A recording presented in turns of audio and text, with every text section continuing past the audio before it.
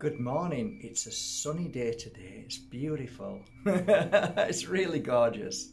Really is. I'm playing some beautiful meditation music, relaxing. About to head off to pick my huge supply of 120 kilos of Alpujarras sage. So I'm looking forward to driving there now. Back tonight for the Richie Allen radio show. Hope you can join me. It starts at 5 o'clock UK time. I'll put the link underneath and we'll have a lovely chat about, well, Moldavite I'm hoping we're going to talk about, but sometimes we divert off and we talk about other things, but let's see if we can talk about Moldavite. Everything is really good at the moment. I've had a great rest from social media and it's been well worth. It's basically a detox of lunacy, really. So yeah, it's a lunacy detox and I feel so much better for it. I need some water, but I haven't got any. Anyway, it doesn't matter. I'll grab some as soon as I've finished. So what are we talking about today? It's a subject that I really do like talking about because it hits home to the fact that I was blessed with two beautiful doggies in my life for 14 years. And so the subject today is, do crystals help animals or are they dangerous for animals?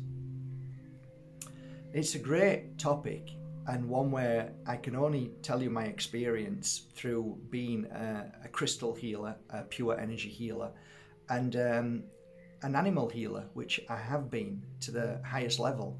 I used to take care of pedigree horses, which were worth millions, and I enjoyed that for the group, Broodman group, and I enjoyed doing that for a certain length of time. These horses were Arabian, Egyptian, and in my healing studio over the decade and a half that I worked, it was basically clients that came, whether it was a human or whether it was an animal. I treat them the same. But there was different, there is a different energy around a human than an animal. We all are spirit, of course we are. So your spirit is equal to an animal spirit. However, the senses on their physical is very different. So, you know, we have the seven senses. Animals, I believe, have far more. I actually believe that they're, if you just take one sense, which is smell, what you smell, you need to bring up to your nose. They can smell from a mile away. That kind of idea, right? Which means that anything that you do to an animal, they're heightened in sensitivity. I think the best example I can give is on Halloween. Halloween, Guy Fawkes. So for me, it was a double-edged sword. I tried to enjoy it by dressing up with my daughter and wife back then when we were married, and we used to go out and, you know, knock on doors and things like that, like you do, trick-or-treating, but always inside me I felt sick. And you all know, if you've got a dog or a cat, you know how traumatic that night is, or the night before, night after, and the night itself, you know, or a few nights thereafter. It's traumatic. Why? Because we feel the pain of our family, furry friends, four-legged, beautiful, you know, children. And it was awful. It was awful. It was awful. That's all I can say. The fear, my dentist just stop, shake again, stop, shake again, stop. And it was like, this is torture. And literally, if somebody said to me, we're cancelling all fireworks, I'd be like, you have no idea how the world will heal. Because the pain and suffering on those nights is around the world, it must lower the vibration of the world. So we know that pets are healers. We know that they're high vibration.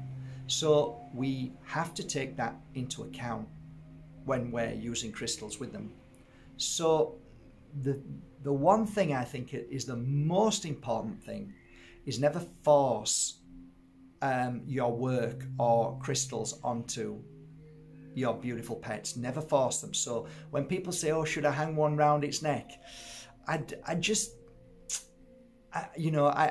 it at the beginning thinking what a great idea, but you know what? There's something not right. The cat's shaking or the dog's not.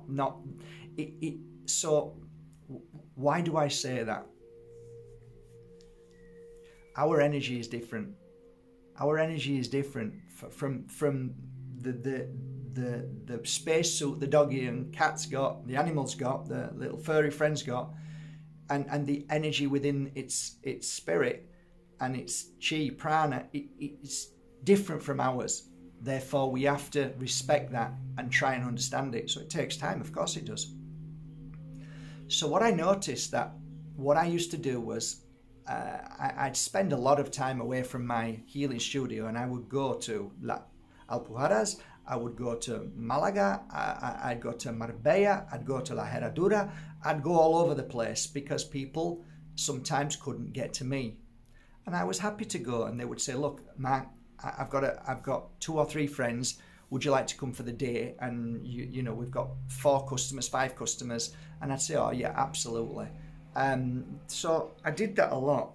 What I noticed, and that is the same as at home and the same as my healing studio, if anybody brought their pet, what would happen is when I started giving healing is the animal, the little beautiful 4-legged friend, would not always, but either come very, very close under the healing bed, right? Very close to where I'm doing the healing, or fall asleep where it was. So there was something in this. I remember in Ibiza when I was outside, this lady had 2 or 3 dogs, and as soon as we started the healing work, the dogs came in. Prior to that, the dogs didn't even come in. So they made their way in, and I've seen this time and time again. Animals know when energy is being created, especially healing energy, which is being, you know, taken from the universe, and there is a mass amount of pure energy taking place. Animals know this, and they'll come into that vicinity, and depending on how they're feeling, if they're feeling energetic, strong, then they don't really need it. But if they feel that they want healing, they will be drawn to it, just like a smell from miles away. So they have this sense to understand. All their senses are so strong that if there is healing taking place, they'll come straight to that spot. So many a times I have photos of me doing healing sessions with animals literally on the floor or on the healing bed with the client, because just wanted to get up there and feel that energy too, and then fall asleep in between the legs of the owner. And it's just beautiful. It's absolutely beautiful. So if you ever watch one of my first, second, the third most popular video on here, it's my most powerful 3 crystals in the world, something like that. And it explains which is the most powerful crystal in the world. And when you realize that you are the most powerful crystal in the world, then you understand that animals do like to come around us, and they do like to feel us, because they are receiving healing from us as we heal them. So I've explained this before. And I know I've gone off topic, but it isn't really off topic. It's on topic, because we talk about energy that is created by crystals, which is the same energy that we can create. So we are energetic beings, and we create the most powerful crystal in the world. Our body is made up of 70% water. Water in each drop of water is a crystal. This is factual evidence. So, but we don't need that. We know that we vibrate at great energy sometimes. Sometimes we don't. And that's where our little doggy comes over and knows that we're not of high vibration. And our doggy comes over, our cat, and gives us, replenishes our energy. And I do believe animals are healers. I believe that they're here to heal the world, but that's just my opinion after what I've experienced with these beautiful 4-legged friends. So how do you well, let me answer the question. Are crystals dangerous? They're not dangerous, but we have to respect the relationship between our pet and a crystal. Therefore, I don't really suggest hanging a crystal round an animal's neck per se. I would, if you're going to do it, I would say I would never leave my animal or let them go with this around the neck. Okay, I would be present and I'd be seeing, is everything okay? And the reason why I'd be seeing if everything's okay is because I want to know at what point does my little furry friend say, you know what, I've had enough, this is great, I don't need no more. Okay, so do I think that a crystal can cause it harm? No, but I think it can stress them a little bit because they don't need it anymore. I guess it's a bit like a cat wearing a bell for the first time. It'd drive it crazy, right? It wants to get it off. Well, if you imagine that there's an energy kicking off from that little crystal around them, and they've received what they need to, they need no more. I'm full up with this. I've drunk enough of this crystal energy. I don't need no more. Okay, put it aside. So there are things that you can do. People often used to ask me, what is the best way to work with crystals on animals? And I'd say, well, first of all, do you think your pet needs crystal healing? Yes, there's something wrong with it. Okay, well, then that's a good start. So what you could do is, if they've got a bed, and it's a nice comfy bed, you can lift the cover up and you can put a nice flat crystal in there, agates, whatever feels right, put underneath the bed. You can even get your little crystals and put them around, but then you've got to be careful that they don't swallow them or chew them. So again, it's important for me that I'm always being careful about what could happen. So like for me, I'd be putting, you know, maybe something even bigger than that. So there's no way your doggy can swallow it, you know, bite it, and just get it out of the way. For me, my favorite type of crystals are the crystals that I can, like a nice chunky big crystal like this, and place it close by. But yes, you can put slithers, slices of like types of agate underneath. So then you put the bed like that, and then you see if the doggy is drawn, your pet is drawn to that energy. So that's one way. The other way is, like I said, placing the crystals close by so they pick up that energy, and it gives them that freedom to say, okay, I don't want this anymore. And if you find that your pet doesn't go back into the bed, it means that they've had enough of that crystal, they don't need it anymore. If they keep going to it and falling asleep, then you know that they have bonded and that energy off the crystal is working. So it's a case of keeping your eyes open and being a healer, monitoring what's going on, seeing. Some people ask me, what about socks and what about bandages? Can you put crystals in there? Again, if your animal, if your pet is in pain, then you want to put a crystal around and wrap it, and there's already a wrap in there, a bandage there, and then you want to wrap something else around it or put a sock on with a crystal in. I've done that many a times, and I've seen a massive, rapid response to the healing process. Dogs predominantly like to sit alone and be quiet and not eat, and that's their healing process. That's the fasting process. That's the fastest fasting process. Just water, and that's it. But obviously, there's times that people used to bring their animals to me who were sad, depressed, not feeling well, ill, emotionally, physically. So each circumstance is different. You can't really say, oh, this crystal is good for, you know, for your dog, because you need to understand what's wrong with your dog. If it's generally a general well-being crystal, personally, I'm not so sure. I think the dog has enough great energy. I think they have their paws on Mother Earth more than us. And they're connecting to that balance, so they're stronger. I don't know, they just drink a lot more water. They're more balanced than us. And if you love your pet, then I don't think there's ever really much of an issue. I do have an issue with dog food, massive issue, and I believe a lot of cancers are due to these crappy foods that are in bags. That's my personal feeling. I could be completely wrong, but I think that most cancers are because of that, what we put into them, and that what we give them. And that's my feeling. I think we should be feeding them more herbs, grass, natural food that comes from Mother Earth, which if you ever work in the campo, which I used to do, there was a lot of grasses, different types of herbs and plants and stuff. They know when they're not feeling well or they need something, they'll go and eat it. They'll eat certain herbs that we don't even give them. So that's something we can look at. So for me, I don't want to go too much into depth with crystals and saying which is right for this and which is right for that, because like any human being, we have to trial and error. We've got it like, I'm wearing today a piece of red amethyst. So it's trial and error to see if this is going to help with a certain feeling I've got and a certain what I want.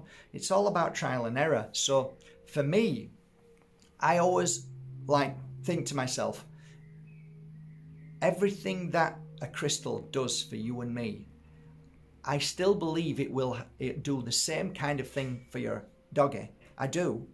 And I think that's great, and I think that's a good start. But ultimately, each doggy has its own, or cat, or hamster, or guinea pig. I used to have a guinea pig, Cookie, loved it. It was amazing. And when it died out, I didn't realise how broke I would be.